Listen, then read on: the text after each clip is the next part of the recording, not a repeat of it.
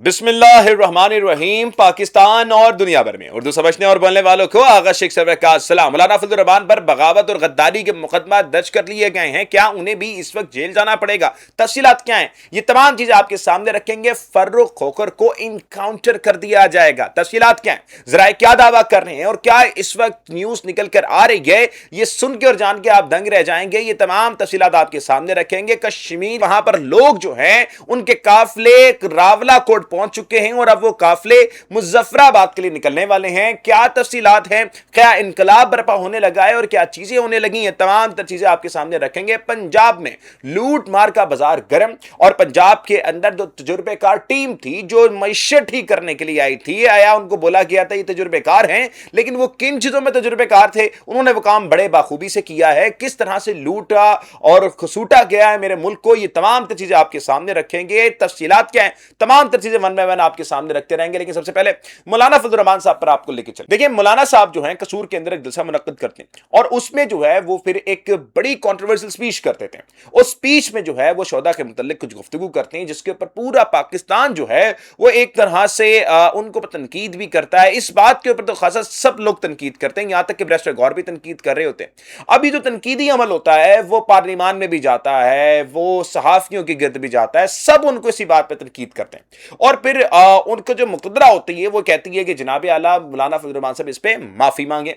लेकिन अब मसला कहां पर दर्ज हुआ? देखें, पीडीएम बनी और वो पीडीएम एक वाहिद कह लें कि मोमेंट थी जिसकी वजह से इमरान खान की गवर्नमेंट को आज भी इल्जाम दिया जाता है कि इसी पीडीएम की वजह से इमरान खान साहब की गवर्नमेंट गई। खैर, हम तो आपको बताते हैं कि सारा रजीम चेंज का हिस्सा था, लेकिन पीडीएम एक कह लें कि आप मेन जो है उसने रोल अदा किया था इस रजीम चेंज में। अब इसी पीडीएम का जो ये सारा मामला था वो हाथ में किसका था? वो हाथ में था मौलाना फजल रहमान साहब के। अब मौलाना फजल रहमान साहब अपने जो करीबी हल्के हबाब हैं उनसे कई दफा जो है वो एतराजात करते भी दिखाई देते हैं कि जनाब देखें, मैंने पूरी पीडीएम को लीड किया, मैंने मरियम नवाज के लिए काम किया, मैंने बिलावल के लिए काम किया, एमक्यूएम को भी हमने कहीं ना कहीं मिलाया। लेकिन होता क्या है कि बाद में जाके नून लीग को पंजाब की हुकूमत मिल जाती है, उनके जो नून लीग के कई लोग जो हैं उनको फेडरल में भी मिनिस्ट्री मिल जाती है, पीपल्स पार्टी को भी गवर्नरशिप मिल जाती है, सिंध में चीजें मिल जाती हैं, जो एमक्यूएम है उसको भी कहीं ना कहीं बहुत सी चीजें मिल जाती हैं। लेकिन रह जाते हैं मौलाना साहब जिनको कुछ नहीं दिया जाता और फिर वो अपने गिले भी दिखाते हैं कि हमने हर दफा एस्टैब्लिशमेंट का साथ दिया, एस्टैब्लिशमेंट के साथ हम खड़े हैं, अब हमारे साथ एस्टैब्लिशमेंट ये काम कर रही है। तो ये तो उनके हो गए एतराजात। लेकिन अब आ जाकर वो ये काम क्यों कर रहे हैं? देखें, 28वीं तरमीम की बाज़गाह सुनाई दी और फिर उसके बाद कौमी हुकूमत बनाई गई। एक ऐसा सेटअप हमें सुनने में मिला और अब इस पे कार्रवाई भी हो रही है, काम भी हो रहा है कि जिसमें यह बताया जा रहा है कि जनाब आला एक ऐसा सेटअप लाया जाएगा जो मुकम्मल तौर पर मुक़तदरा उसको कंट्रोल करेगी। खैर, अभी भी कर रही है लेकिन ओपनली आके नहीं, डायरेक्टली आके नहीं। और अब जो है जो सेटअप लाया जाएगा उसमें बड़ी चीजें ऐसी होंगी जिसको मुक़तदरा अपनी तरफ से हैंडलिंग करेगी। अब इस पे मौलाना साहब ने कहा कि जनाब हमें भी कुछ ना कुछ चीजें चाहिए, जिसके लिए वो ऑन हुए और ऑन होके उन्होंने एस्टैब्लिशमेंट को बताना शुरू किया कि जनाब मेरी बड़ी ताकत है। अब जरा आप ये बात समझिए कि मौलाना साहब ने जो बयान दिया, खुदा ना खास्ता अगर ये बयान की पाकिस्तान तहरीक इंसाफ का रहनुमा दे देता तो यकीन जानिए उसके घर वालों को भी पकड़ा जाता, उसको डंडे भी मारे जाते, उस पर मुकदमात भी बनाए जाते, उसको जो है ना जेलों में भी बंद किया जाता। मुकदमा क्या हुआ मौलाना फजल रहमान साहब पे ये भी मैं आपको बताऊंगा। लेकिन आप जरा सोचिए कि ये पीटीआई कर लेती है सब के काम तो फिर कितना तमाशा मचता। मतलब कि हमारे डिफेंस मिनिस्टर ने भी उनके ऊपर जो ट्वीट किया वो बड़ा ही मुताद लफ्जों में किया कि बड़े ही हम मुमताज सियासतदान समझते हैं, उनके हम तवक्को नहीं कर रहे थे कि उन्होंने ये बयान दिया है। उस पर मैं समझता हूं कि थोड़ी एहतियात करनी चाहिए। लेकिन मौलाना फजल रहमान साहब ने एक हार्ड लाइन ली, उनको पता था कि इसका रिस्पॉन्स कैसा आएगा और फिर वो रिस्पॉन्स भी इसी तरह से आया। तो मौलाना फजल रहमान साहब पर उन पर बगावत के मुकदमा दर्ज हो चुके। मौलाना साहब के खिलाफ जो है एक वकील साहब जो हैं वो खुद अदालत में पेश हुए। उन्होंने कहा है कि मौलाना साहब ने जो ये बातें की हैं ये गलत बातें की हैं, गैर जिम्मेदाराना बातें की हैं और मौलाना आके माफी मांगे पूरी कौम के साथ। शोधा की तकरीर में उन्होंने ये बातें की हैं। दूसरी तरफ चलें मोहतरम नाज़रीन किराम, तो फर्रुख खोखर के ऊपर अब जो तफसीलात आ रही हैं वो बड़ी हैरानकुन है। देखें, फर्रुख खोखर साहब जिनके ऊपर केस बना पाकिस्तान तहरीक इंसाफ के एक रहनुमा के कत्ल का, और ये मुबैना तौर पर ये केस था कि एक जमीन के तनाज़े के अंदर फर्रुख खोखर साहब ने जो है फायरिंग की और उनके ऊपर इल्जामात आयद हुए इस चीज के, और फिर उसके बाद कोर्ट ने इसके ऊपर स्टैंड किया और फिर उसके बाद हम देखते हैं कि फर्रुख खोखर साहब को जो है सजा हो जाती है और अब वो अडयाला जेल चले जाते हैं। लेकिन अब कुछ चंद दिनों में कुछ खबरें गिरदिश होना शुरू हुई और ये खबरें बड़ी ज्यादा गिरदिश होना शुरू हुई और लोगों ने इसको बताया भी, सरसरी तौर पर इसको टॉक्स में जो है ना अपना गुफ्तगू का हिस्सा भी बनाया गया। तो मैं आपके सामने वो रखना जरूरी भी समझता हूं। अब ये पोस्ट आप देख लें जिसमें वाज़ेह तौर पर क्या लिखा हुआ है, आप पढ़ भी सकते हैं। इसमें कहा यह जा रहा है कि फर्रुख खोखर को मुबैना तौर पर इनकाउंटर कर दिया जाएगा, जराए का दावा। तो अब ये दावे जो हैं वो हो रहे हैं कि फर्रुख खोखर को भी इनकाउंटर कर दिया जाएगा। देखिए अभी आपने कुछ चंद मिसालें देख ली हैं कि सीसीडी जब से बनी है तो उसके बाद उन्होंने जो ये माफियाज हैं, जो गैंगस्टर हैं, उनके खिलाफ कार्रवाइयां करनी शुरू की।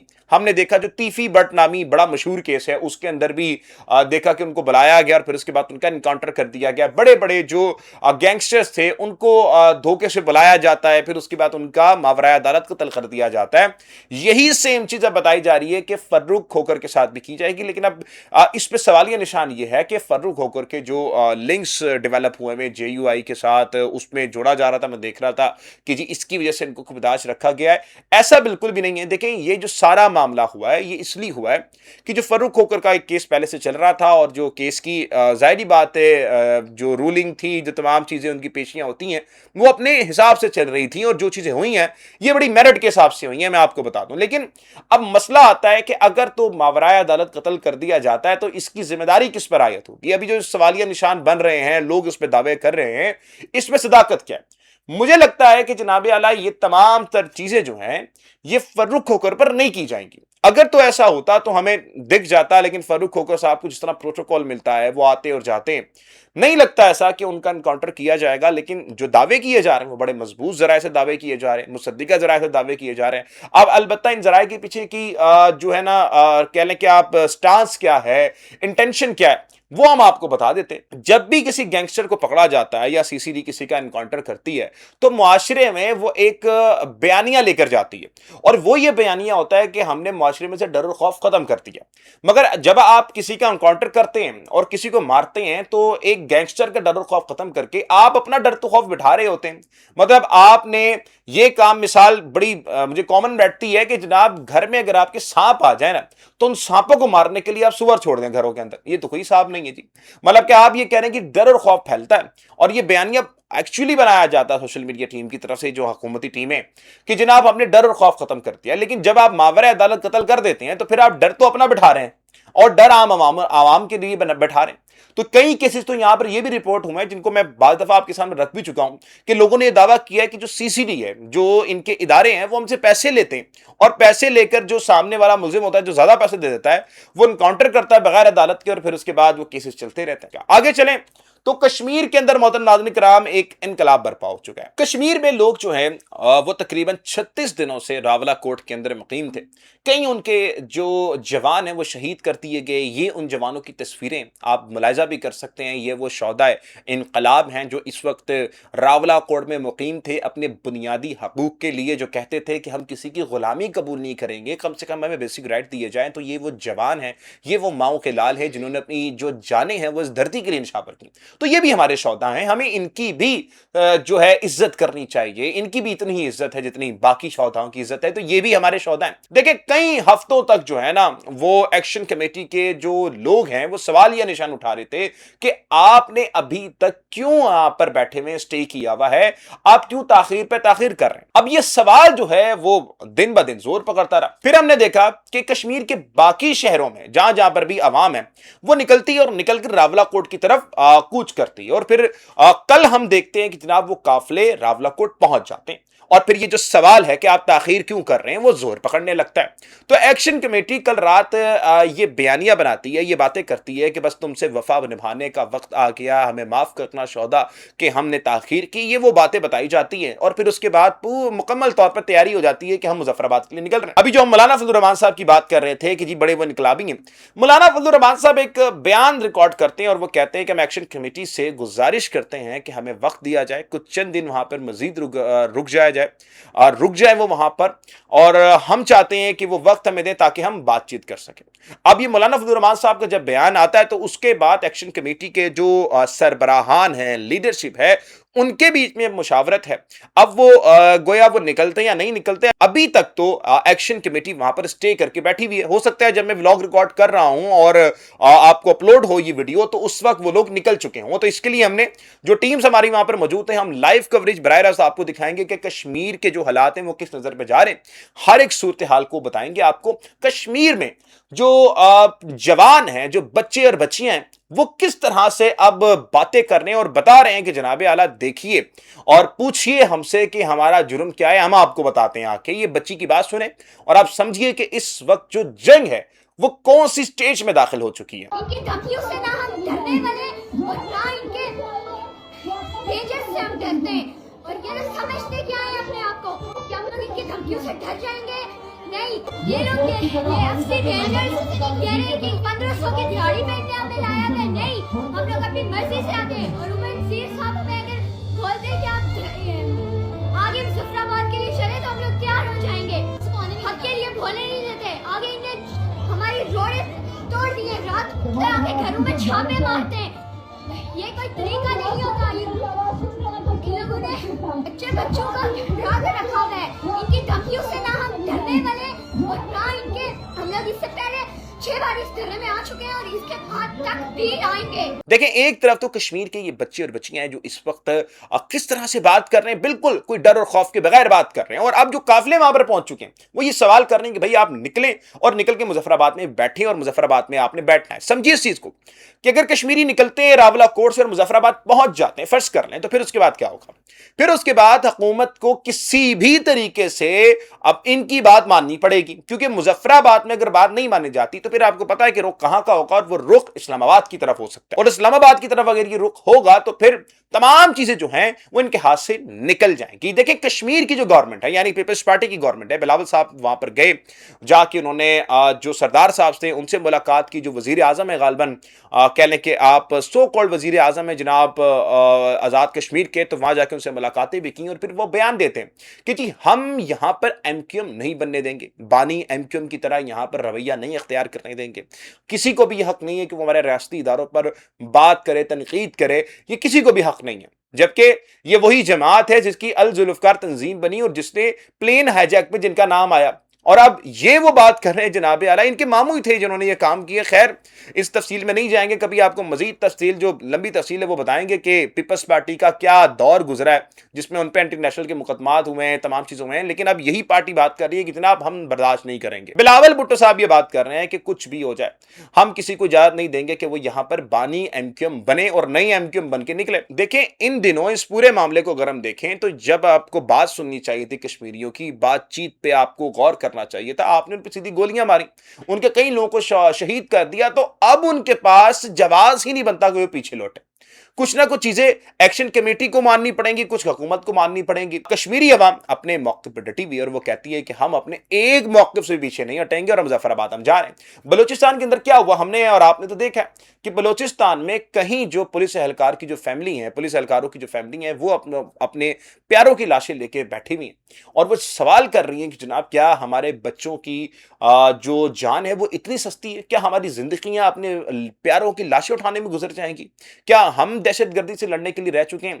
تو وہاں پر کیا ہوتا ہے, جہاں پر جب آپ ان کو سہارا دینا چاہیے وہاں پر ایک کانفرنس کروائی جاتی ہے اور وہاں پر ابرار الحق کے گانوں پر ڈھانس کیا جاتا ہے. تو آپ بے شرمی دیکھ سکتے ہیں, آپ بےحسی دیکھ سکتے ہیں کہ ایک طرف لاشیں پڑی ہیں اور ایک طرف آپ ناچ گانا کر رہے ہیں. تو یہ اس وقت آپ نے فرق سمجھ لینا ہے کہ اس وقت کیا ہو رہا ہے ہمارے ملک میں. محترم آگے چلیں تو اس وقت پنجاب کی ذرا کرپشن کی بات کرتے ہیں. دیکھیں, جب یہ حکومت آئی تو اس کے اوپر دعویٰ اور بیانیہ یہ بنایا گیا کہ یہ حکومت بڑی تجربہ کاروں کی حکومت ہے اور یہ حکومت جب آئے گی تو معیشت کا پہیہ سنبھال لے گی. لیکن یہ تجربہ جس میں رکھتے تھے وہ ایک ہی چیز تھی اور وہ تھا کرپشن کا بازار. انہوں نے آتے ساتھ ہی اپنی کیسز معاف کروایا, نیب کی جو طاقت تھی وہ کمزور کی, اور پھر اس کے بعد انہوں نے پراپرلی جو اپنی کاروائیاں تھیں, 11 ارب کا جہاز لینا, کروڑوں روپے کے ٹائرز لینا, گاڑیاں لینا, مہنگی ترین گاڑی میں جرمنی سے منگوانا, وہ تمام چیزیں کی. انہوں نے اپنی ہی حکومت کے اندر کتنی زیادہ بے ضابطگیاں کی, یہ ذرا میں آپ کے سامنے ऑडिट जनरल की रिपोर्ट रखने लगा हूं, ये आपके सामने बताती है कि जनाब कितनी करप्शन हुई है 2025 से लेके अब तक 2026 तक जो जुलाई चल रहा है, इसमें कितनी ज्यादा करप्शन हुई है। बताया जाता है कि पाकिस्तान और पंजाब के मुख्तलिफ सरकारी महकमों में 1 ट्रिलियन की जायद माली बेज़ाब्तियां हुई, गैर कानूनी अदायगी, कवायद की खिलाफ वर्जी, सरकारी फंड्स का गलत इस्तेमाल, रिकॉर्ड के अदम दस्तयाबी, मुतासरा महकमे सेहत, तालीम, लोकल गवर्नमेंट जैसे महकमे तबाह बर्बाद कर दिए। देखिए जो सेहत और तालीम का उन्होंने हाल किया ना, सेहत का आपके सामने, सेहत कार्ड मुकम्मल तौर पर बंद कर दिया। हॉस्पिटल्स में मैंने आपको दिखाया कि कई लोग जो हैं वो ये गिले करते हैं लोगों से जाके कि यहाँ पर पूरे इक्विपमेंट ही मौजूद नहीं है। आपने देखा तोसा शरीफ में एक इंजेक्शन से 300 बच्चों को बार बार इंजेक्शन लगवाया कि जिनसे उनको एड्स हो गया। ये हालात है हमारे पंजाब के। अब आप देखें कि तालीम के साथ इन्होंने क्या किया। तालीम का इन्होंने कुल जो बजट है वो रखा 0.35%, और भोला रिकॉर्ड जैसे हम पे तालीमी जो मिनिस्टर थे वो हम पे मुसल्लत करती है, उनके आप देखने किस तरह कार्टून हम पे मुसल्लत हुए हैं। दुनिया भर में ये चीजें नहीं होती। जापान की अगर हम मिसाल देखें तो उनके ऊपर एटॉमिक बॉम्ब से हमला किया गया, उनके 2 शहरों को मुकम्मल तौर पर तबाह कर दिया गया, हिरोशिमा नागासाकी को। लेकिन उन्होंने जब डील साइन करनी थी तो उन्होंने तमाम चीजों पर समझौता कर लिया, लेकिन तालीम पे समझौता नहीं किया। आज भी जब जापान के अंदर आप जाएं तो वहां पर जो पेपर्स हो रहे होते हैं, जो स्पेशल पेपर्स होते हैं बच्चों के, तो उस दौरान एग्जाम के दिनों पर जो प्लेन्स होते हैं ऊपर बिल्डिंग से गुजरने पर उन पे पाबंदी लग जाती है कि ताकि इन बच्चों की तालीम में कोई डिस्टर्बेंस ना आए। तालीम की कदर होती है। चाइना का आप देख रहे हैं, चाइना में तालीम का बजट 46% है, हमारे पाकिस्तान में 0.35, तो फिर हमने यही बोला रिकॉर्ड लगवा देने। अब मरियम साहिबा कह रही थी कि जनाब मैं कहती हूं राना साहब को कि जनाब आप जाके खुद क्लासेस लें। बाजी आपके राना साहब जो तालीम के मिनिस्टर हैं उनको ये नहीं पता कि पाकिस्तान का कौमी फूल कौन सा है, पाकिस्तान का कौमी जानवर कौन सा है, पाकिस्तान में किस तरह की तालीम इस वक्त लाई जाती है, तो वो जाके तालीमी सेक्टर को ठीक करेंगे। भाई उन लोगों को भेजें जिनको कोई तालीम का पता हो, इनका तो सर पैर भी तालीम से नहीं जुड़ता। तो ये इन लोगों ने हमारे इन महकमों को तबाह बर्बाद कर दिया। मजीद चलेंगे आगे। नैब कहती है कि तकरीबन हमने 6.213 ट्रिलियन रुपए की हमने करप्शन पकड़ी। लाहौर रीजन में हाउसिंग सोसाइटी के फ्रॉड केसेस में 70 अरब की करप्शन। फिर उसके बाद ACE यानी कि पंजाब एंटी करप्शन एस्टैब्लिशमेंट की ये रिपोर्ट है, नुमाया कार्रवाइयां, 17 पंजाब स्कैंडल, फैसलाबाद में मलकियत 1 अरब रुपए की करप्शन। ऑडिट में सामने आने वाली बेजाब्तियों की इकसाम आपको बता दूं, 1 ट्रिलियन रुपए के जायद की माली बेजाब्तियां, 70 अरब से जायद हाउसिंग सोसाइटी में फ्रॉड, 1 अरब के 17 पंजाब में करप्शन, और 6.213 ट्रिलियन रुपए की मजमूआ रिकवरी भी नैब ने की। लेकिन रैब अपनी रिपोर्ट में यह बताती है कि अभी भी तकरीबन 100 अरब से जायद ये करप्शन का तखमीना है जिसको हम मौजूदा वक्त में नहीं रिकवर कर पा रहे। अब ये वजह क्या है? वजह मोहतरम 11 अरब का जहाज है। वजह मोहतरम वो सेटअप है जिसको बिठा दिया गया था, जिसको बोला गया था बड़ा तजुर्बेकार है। ये तजुर्बेकार जिस चीज पे थे ना वो बहुत खूबी से कर रहे हैं, जिनका इनको तजुर्बा था। मतलब इनको तजुर्बा तो ये नहीं था मुल्क ठीक करने का, लेकिन तजुर्बा इनको करप्शन करने का बहुत था। तो करप्शन इन्होंने बड़ी बेहतरीन तरीके से की, इस पे आपको अप्रिशिएट करना चाहिए। लेकिन आप जानते हैं कि सिर्फ इन तजुर्बाकारों की वजह से पाकिस्तानी अवाम का क्या हाल हो रहा है। मैं आपके सामने ना चंद एक छोटी सी मिसाल रखूंगा आपके सामने। ये एक बिजली का बिल है। ये देखिएगा कि बिजली के बिल में एक मिडिल मैन को, एक मिडिल क्लास को बिल आता है तकरीबन 20,000 का। उस पर टैक्सेस लगाए जाते हैं हुकूमत की तरफ से 4,000 रुपए के, और फिर सारे जो टैक्सेस मिलते हैं वो टैक्सेस मिला के इसका टोटल बिल होता है तकरीबन 40,000 रुपए का। ये बाप बिल नहीं भर सकता था तो इसने अपनी जान खत्म कर ली, खुदकुशी कर ली, और फिर उसके बाद इस बिल को ऐसे ही छोड़ दिया। मोहतरम ये मेरे पाकिस्तानियों का हाल है। वो बाप 40,000 रुपए का बिल नहीं भर सकता था, उसको पता था कि मेरा मीटर काट दिया जाएगा, ये लोग जलील करेंगे, आके पुलिस लेकर आएंगे, तो उसने अपनी जान ले ली, चला गया इस दुनिया से, कफन ओढ़ लिया उसने। क्योंकि इस मुल्क में रहने वाले एक सफेद पोश आदमी को इज्जत से जीना गवारा ही नहीं है। इज्जत से जीना सिर्फ रजादार जैसे रेपिस्ट को, कातिलों को गवारा है, जिन लोगों की वजह से हमारा ये मुल्क यहां पर पहुंचा है। एक मिडिल मैन को, एक सफेद पोश का हाल इस मुल्क में ये है। आपको याद है इमरान खान ने आपको एक दफा कहा था कि पाकिस्तानियों मैं तो बर्दाश्त कर लूंगा, तुमसे बर्दाश्त नहीं होगा, अपनी आजादी लेनी है तो खुद निकल के दो, मैं तो लड़ लूंगा, मेरा मकसद है इस कौम पे कभी सरेंडर ना करना, मैं करूंगा, अपने स्टांस पे खड़ा रहूंगा, मर भी जाऊं तो खड़ा रहूंगा। लेकिन क्या तुम लोग ये बर्दाश्त कर पाओगे? यकीन जानिए आज अवाम बर्दाश्त नहीं कर पा रही। کہیں پر ہم نیوز دیکھتے ہیں کہ کسی شخص کے پاس، کسی باپ کے پاس اپنے جوان بیٹے کے مرنے کے بعد کفن کے پیسے نہیں ہیں۔ کہیں پر ہم یہ دیکھتے ہیں کہ تنخواہ نہ ملنے پہ ایک آدمی اپنے آپ کو آگ لگا لیتا ہے، اور کہیں ہم یہ دیکھتے ہیں کہ جناب ایک باپ اپنے بچوں کی جب ضروریات پوری نہیں کر پاتا، ایک باپ سفید پوش آدمی جس کی کل تنخواہ 25 سے 30 ہزار ہے، وہ جب 50 ہزار کا بل دیکھتا ہے تو اپنے آپ کی جان لے لیتا ہے۔ تو یاد رکھیے گا یہ ہمارے ملک میں ہو رہا ہے۔